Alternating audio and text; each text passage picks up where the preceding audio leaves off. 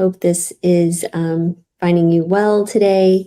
I really wanted to speak to a few things about resisting healthy habits and change in our lives. It really could be anything. It could be exercise, eating healthy, going to sleep better.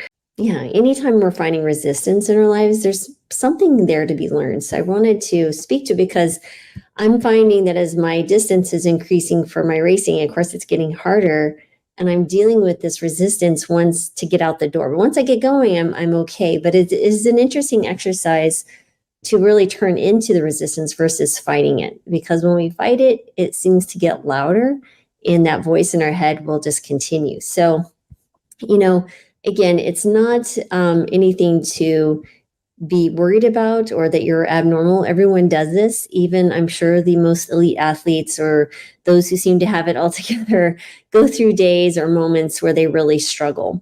And again, it's just a time to sit back and accept it and reflect upon it. So I'm just going to walk you through some steps that I've been working on, and I think it has been very beneficial, and I hope you find it beneficial too. So I really think we can uncover the wisdom behind our resistance, right? So if we look at every opportunity of discomfort or anxiety or stress as an opportunity for learning, it's just a result of something, of events that have happened. I think that we're going to be able to reflect upon it, use those opportunities to make the next time even better or easier, or maybe walk around the hole in the sidewalk, which I spoke to yesterday. So if you didn't get a chance to listen to that post, I would certainly do so.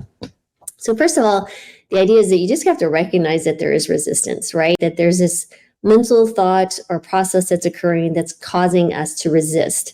Remember, I truly believe that resistance and stress and the suffering and the things that we go through, these are self-inflicted. And not even, I hate the word inflicted. I was trying to think of another word that might be better, because things happen that, of course, are going to cause discomfort. That's the yin and yang of life right there. You can't know compassion without struggle and suffering. I truly believe that.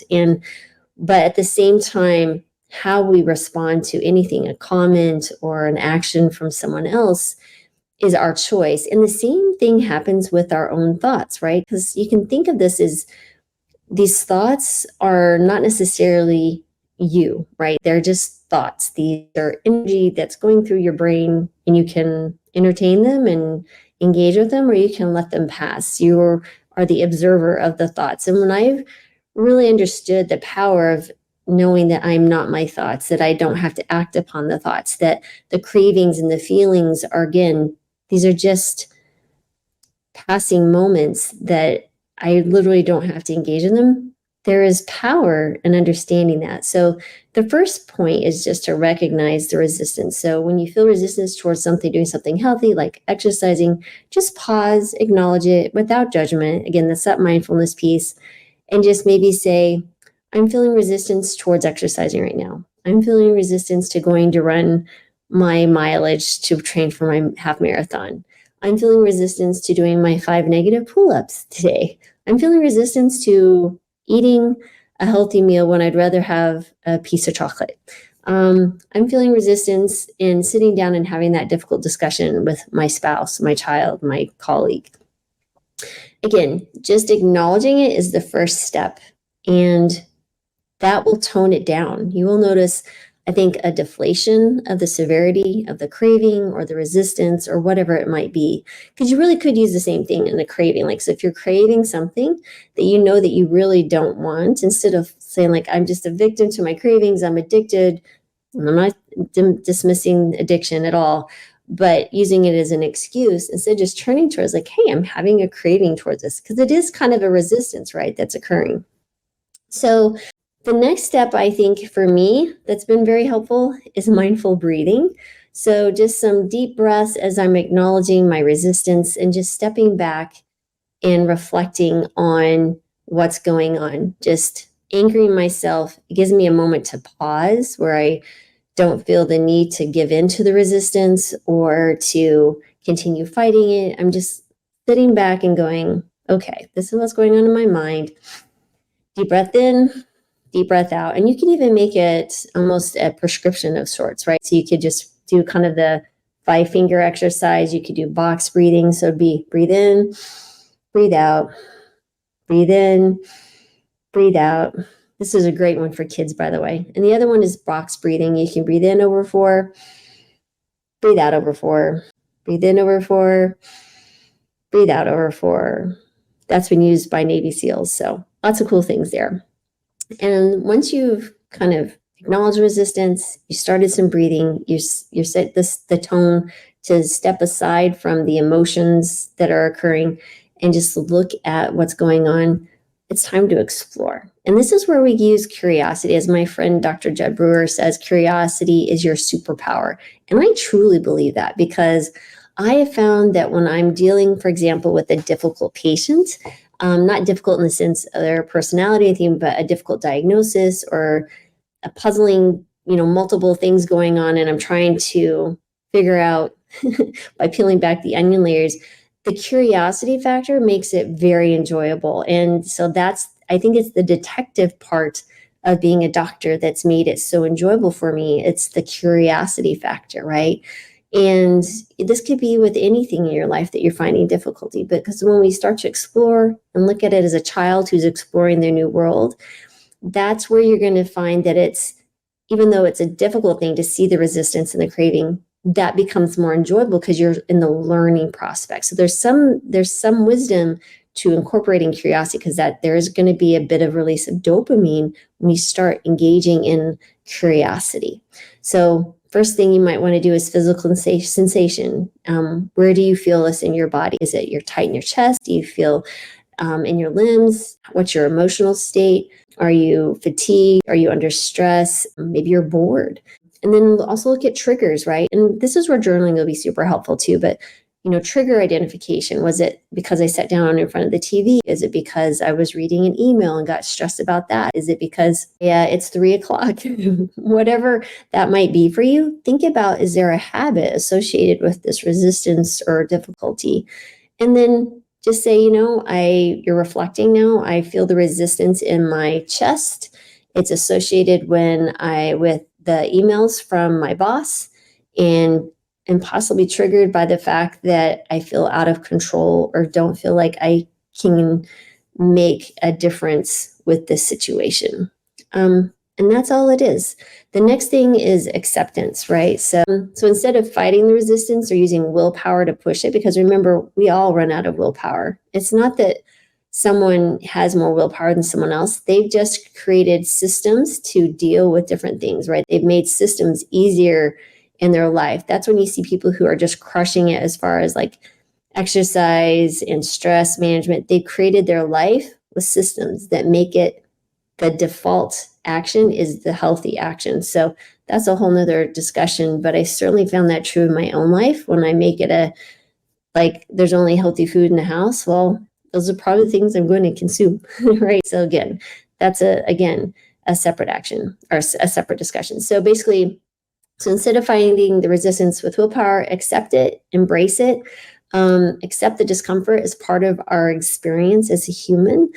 I think, many of us are just seeking happiness, but actually it's the journey that's the happiness, right? It's like, let's say you want to go on a trip to Disneyland, and you go to Disneyland and you get there. It's not walking through the door, right? And riding the rides. It's the whole environment. It's the journey there as well, right? The kids were excited. That was part of the enjoyment, was just getting excited and traveling there. It's the whole experience of it. It's not just, it's just the destination. I certainly think that when, for example, running for me, building my mileage and trying to build my foundation so I can go faster, there has been great enjoyment and my accomplishments that I've done so far. Even when I look back and say, I was super proud of myself today because I didn't want to go run that 5 miles yesterday. And I was like, I can just skip a day, or I can schedule another day. But instead, I just turned to, I was like, why am I resisting this? It's because I was tired, right? Because I knew it would be a struggle running up the hill. But instead, I was like, Lori, it's just part of the training. And to get to where you want to go, you're going to embrace the suck, so to speak, and go do it. And afterwards, I felt very good and strong about it because I could check it off. I was like, you did it, Lori. So those are the things to consider. And you just accept the discomfort, right? Life is like that. There's going to be the ups and the downs, but know that nature doesn't create storms that never pass, right? The storms that come, they go as well. So the discomfort, the craving, the resistance, it will pass, right? The good times, they pass too. But again, to appreciate happiness, there has to be sadness, right? To appreciate accomplishment, there has to be failure. And so I think we just have to understand that to appreciate overcoming, there has to be some acceptance of the discomfort. Hope that makes sense. But you can also do some other things is ask yourself, what can I learn from this discomfort? What can I feel, or what can I learn from the resistance? Why is that creeping up now? And when you, again, approach it from curiosity rather than frustration, which builds up even more anxiety and more stress about it, you will struggle further. So again, just accepting it so far, recognize resistance, mindful breathing, explore the resistance and acceptance and curiosity. And then uncover your underlying needs, right? So let's delve deeper into your inquiry. Is the resistance revealing an unmet need or a misalignment with your values? Maybe you are doing something because someone else wants you to, but you really don't want to.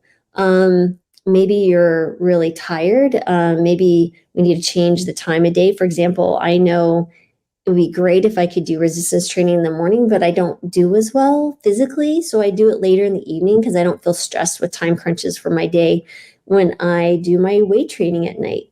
But I do feel better when I run in the morning because it's hotter in the evening and I just have more energy for that type of strain. So again, I think there is some things to look back to is just understanding what's the need here.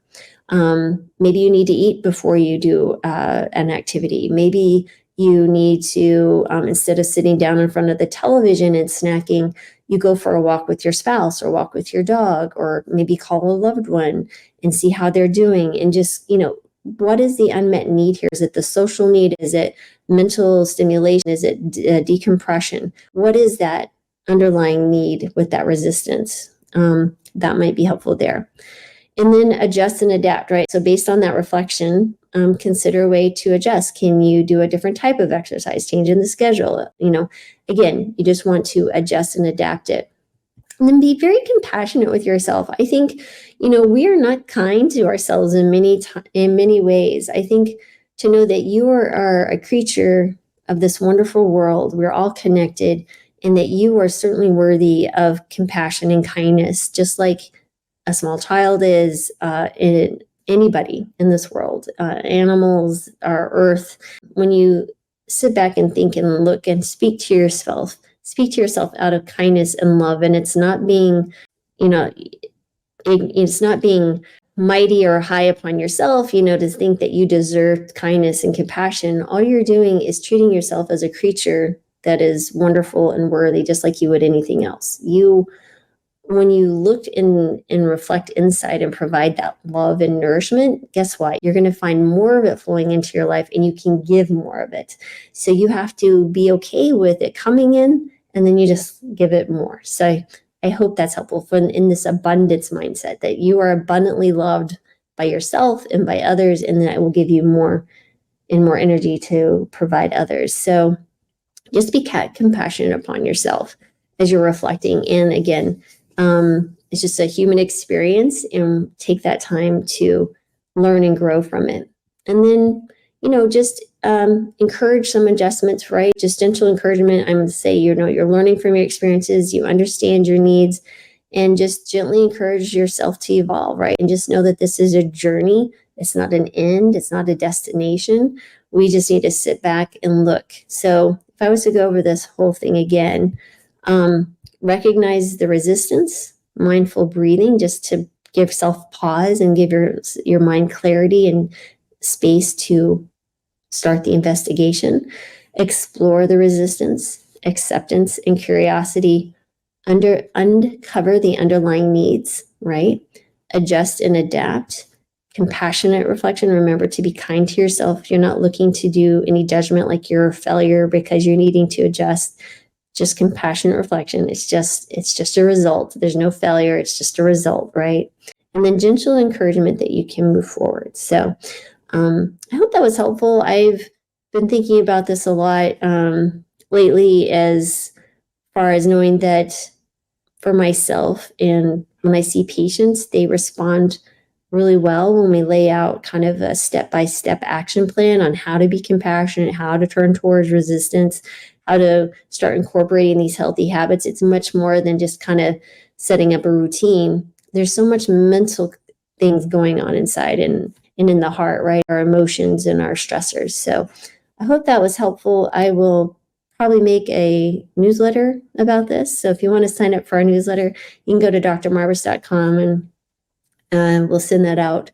And yeah, I'd love to hear what you think about it, or how you approach resistance or struggles when you're trying to incorporate new healthy habits or overcome unhealthy habits. That's such a fascinating thing to see how humans can deal with that. So again, appreciate y'all being here in my morning ramblings, and I hope this was helpful, and I hope the people who needed to hear it will hear it. And I'm so excited to continue this journey with you on these daily lives. So again, I would love to encourage you to check out drmarbus.com. We have the Healing Kitchen. We have some really cool stuff coming up. We meet weekly with Brittany Giroudi, and she provides delicious recipes. And I answer all and any medical questions once a week. We meet for an hour. And we also are doing expert workshops once a month. So this month, this Saturday, and it's free to our Healing Kitchen members. Dr. Joel Kahn. Next month is Vince Roundtree. He's going to help as an expert on weight loss. Then we have Dr. Michael Clapper, and we have Kim Campbell coming. So daughter-in-law of the T. Colin Campbell. So, and some other cool ones coming up early next year. So definitely check it out. And then in addition to that, we're also going to be building a community just for the Healing Kitchen members. And then I will be doing a deep dive teaching each month, a workshop for free, and providing an ebook with that. So again, that's only going to be provided to our Healing Kitchen members. Right now, it's only $20 a month. We will grandfather everybody in, but once we get this new stuff set up, and we're working diligently on it, poor Jonathan is pulling his hair out trying to get it set up quickly. The price will be going up a little bit. Again, it's just there's a lot of working parts, and we want to provide value in a space that people can learn and improve their health. So check it out, Healing Kitchen on drmarbus.com. And as always, have a wonderful and blessed day, everyone. And we'll see you tomorrow. Okay, let's turn this off now. 1 second.